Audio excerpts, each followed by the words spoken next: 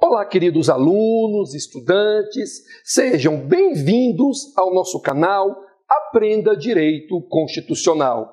Eu sou o professor Wellington Oliveira e vamos juntos estudar e realmente aprender direito constitucional. Dando continuidade à nossa série de aulas sobre a história das constituições brasileiras, hoje iremos estudar a Constituição de 1934, a Constituição com o menor tempo de duração da história do Brasil e, com certeza, uma das mais curtas do mundo. Durou apenas 3 anos, 3 meses e 26 dias.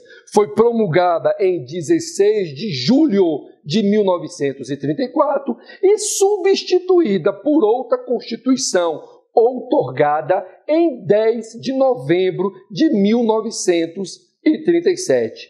Em que pese o pouco tempo de duração, veremos que foram dias de muitas turbulências políticas e econômicas no Brasil. Vamos então saber o que aconteceu? É só você acompanhar atentamente a sequência de nossas aulas. Então, vamos aos estudos?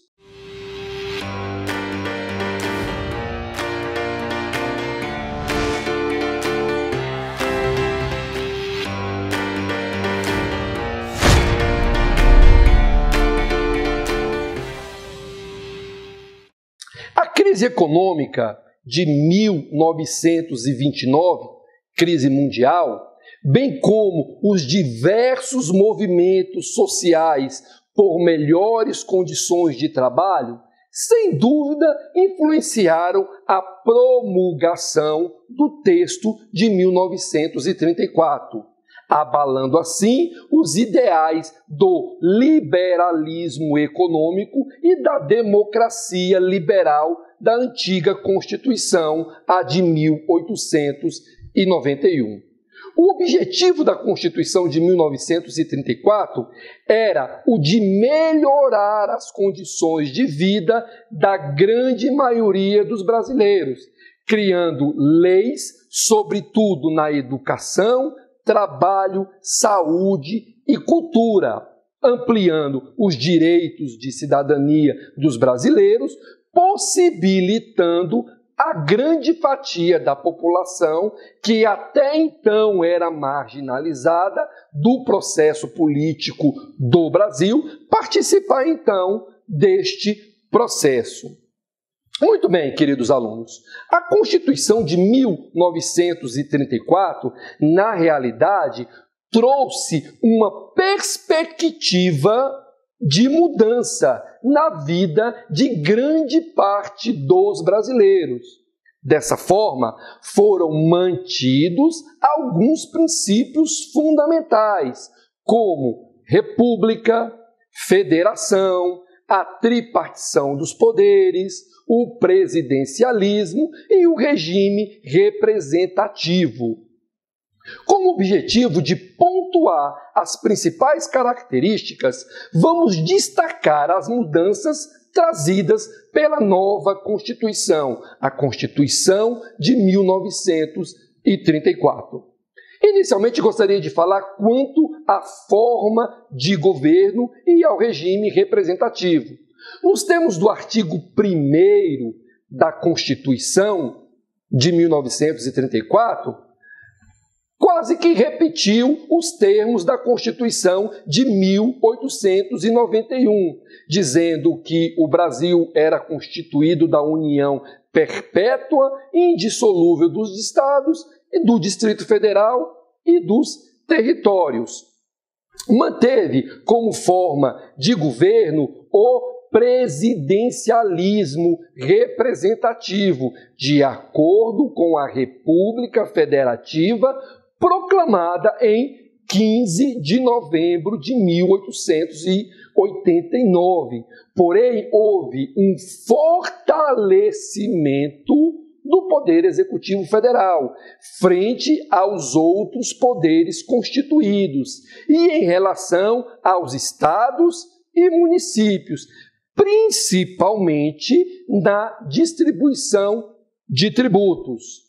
Foram mantidas a inexistência de religião oficial, ou seja, o país continuava leigo, laico e não confessional, sendo inviolável a liberdade de consciência e de crença e garantido o livre exercício dos cultos religiosos, desde que não contrariassem a ordem pública e aos bons costumes.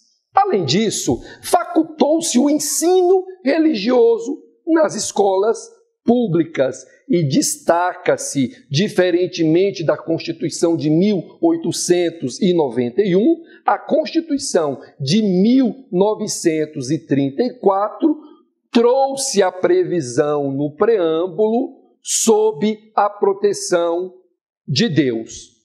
Em relação à organização dos poderes, a teoria clássica de Montesquieu da tripartição de poderes foi mantida, de acordo com o artigo 3º, onde destaca-se que são órgãos da soberania nacional, dentro dos limites constitucionais, os poderes legislativo, executivo, judiciários, independentes e coordenados entre si, tal como trazia a Constituição de 1891.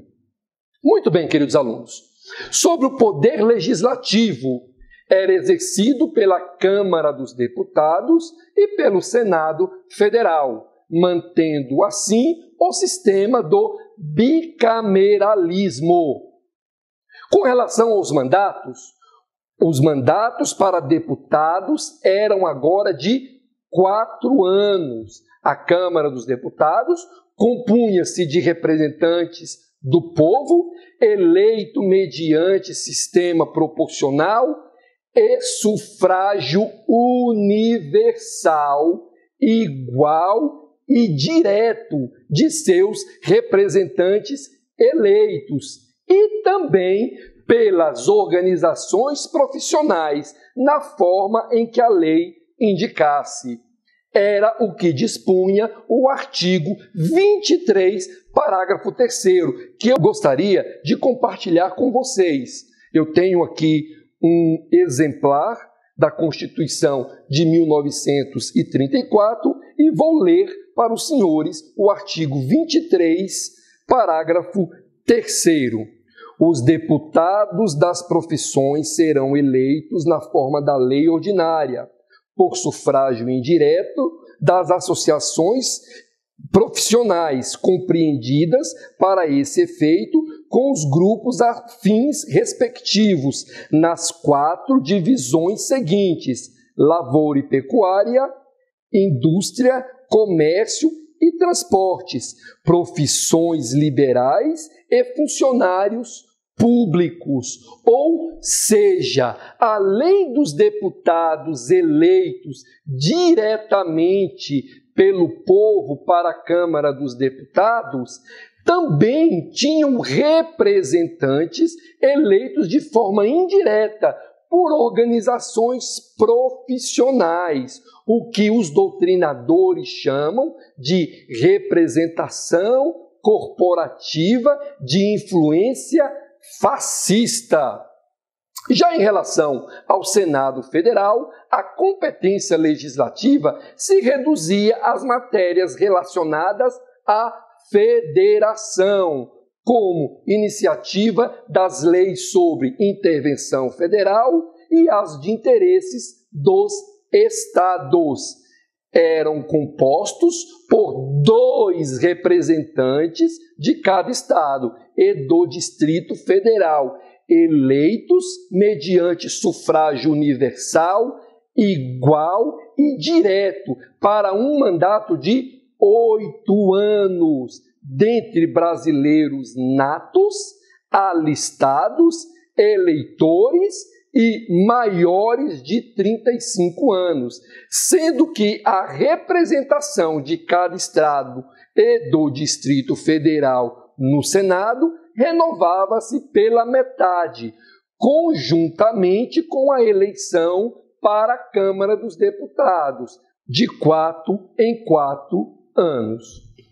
Muito bem, queridos alunos, sobre o poder executivo, também era exercido pelo presidente da República, eleito junto com o vice-presidente, por sufrágio universal, direto, secreto e maioria de votos para um mandato de 4 anos, vedada a reeleição. O presidente da República seria auxiliado pelos ministros de Estado, que passaram a ter a responsabilidade pessoal e solidária com o presidente. Muito bem. Sobre o poder judiciário, ele ganhou maior relevância. Foram estabelecidos como órgão do poder judiciário a Corte Suprema, os juízes e tribunais federais, os juízes e tribunais militares, os juízes e tribunais eleitorais, estabelecendo-se aos juízes as garantias da vitaliciedade, inamovibilidade e irredutibilidade de vencimentos. A Corte Suprema, com sede na capital da República e jurisdição em todo o território nacional, era composta por 11 ministros. Muito bem, a Constituição de 1934, quanto à alterabilidade, é classificada como rígida e fixou como cláusula pétrea a forma republicana federativa. Muito bem, meus queridos alunos. E em relação à Declaração dos Direitos, houve mudança?